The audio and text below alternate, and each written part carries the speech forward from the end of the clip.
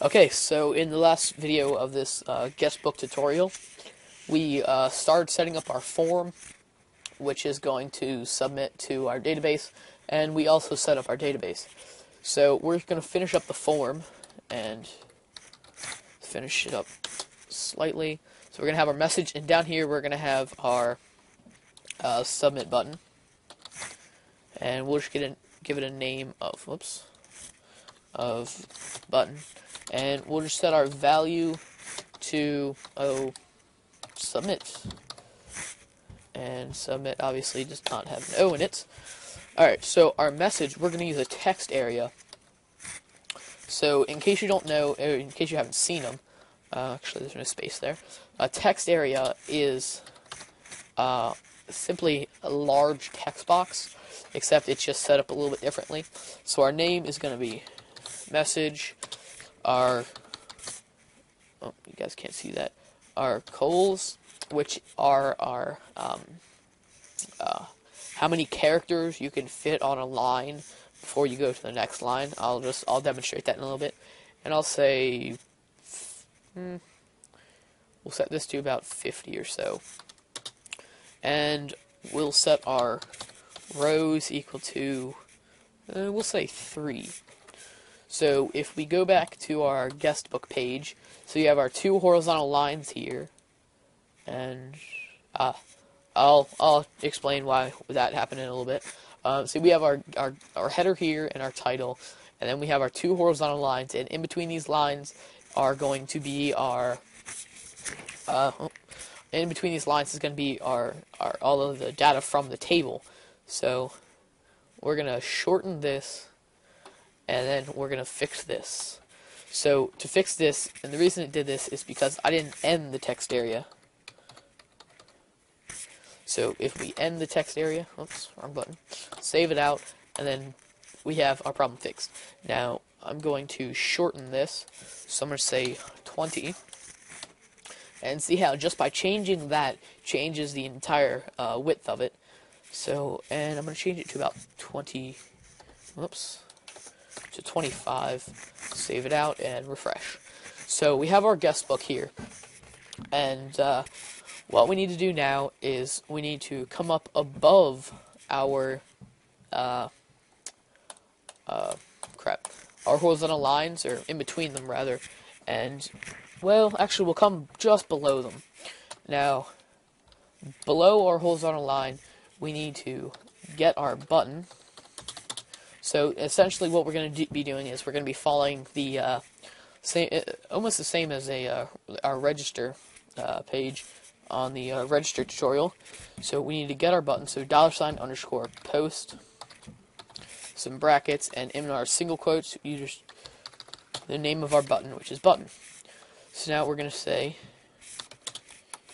if $button. So if our button variable is found, starting to run off screen a little bit. So if our button variable is found, what we're going to do is we're going to run our code, which is going to submit to our database. So what we want to do is now we need to get all of our data, which is only our name, which is $_post, your brackets, and name. And if you want, you can just copy and paste this for our message. And just copy and paste the message again. If you can't tell, I like copy and pasting. So we have our name and we have our message. Now, what we're going to do is we're going to format our date and our time. So we're going to set up several variables. Well, actually, we'll do that a little bit later. First, we're going to check for the existence of our name and our date. So if $name, our 2 and signs, $message. So if our message and our name are found, that means the user has typed something in. But if it hasn't been found, we'll just put an else, and we will just echo, whoops, you did not fill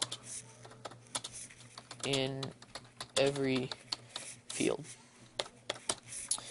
And the reason we put our code to submit below the horizontal lines is because if we get an error, we don't want it displayed inside the lines, because inside the lines, if there's an error, that'll mean that there's some sort of error while connecting. So say if I just type in a random message, but I don't put in a name, and I click submit, we have our message displayed below our lines. So it's right above our form. So now what we're going to do is we're going to get our date and our time. Now, the way I get the date, you can use the simple date function. Well, we're going to be using the date function, but there's certain key letters that you put in to get different results using the date function. Now, if you would like, in the description, I will provide a link to the official PHP website, the manual for the date function, and it'll have a list of all of that. But if I for some reason I forget to put it in the description, you can just Google it, PHP date function. Anyway, I digress. So what we're going to do is we're going to get the day of week, just for short, day of the week. We're going to put DOW, and then we're going to use date, so the date function, and I believe I'm not sure quite what I need, so I'm going to pause this and figure out what letters I need. Okay, so I was right. So in your parentheses, you want to put 2 double quotation marks, and then you just want to put a lowercase l. Now, as I said earlier, there's different letter codes that you can put in. So if I change this to a capital L, you'll get a different result. So if we just echo out this, we'll get, and I believe today is Sunday. So if I echoed this out, it would say Sunday. Just put $, and just copy this, paste it, save it. So if I fill in these fields, I click submit, it echoes out Sunday. So that's the day of the week. So we're going to be using that for displaying when the message has been posted. So also we want to get the month, which the day of the week isn't necessary. I just like that. So actually, I'm not going to have that. So month, and then day of month, which will be the numerical value, which this is a lowercase j, I believe, and essentially you can just copy and paste this. So our day of the month is simply just a lowercase d. Maybe it's uppercase. I don't quite remember. So if I echo this out, resend, 27, because today is Sunday, December 27th, 2009. Now we also are going to need the year. So highlight this, change the variable name to year, and I'm running out of time here, and change the D to a capital Y. Alright, so I'm going to stop this here. I went a little bit overboard explaining this, but I guess that's a good thing in some ways. So check out the next video.